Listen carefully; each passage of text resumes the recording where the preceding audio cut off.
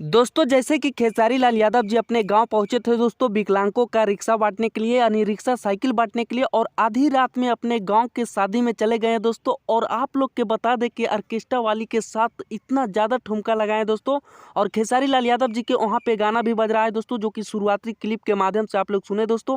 और ये वीडियो कुछ ज़्यादा ही वायरल हो रहा है दोस्तों, तो हम सोचे कि अपना सब्सक्राइबर को ये वीडियो को अपडेट देना चाहिए जी।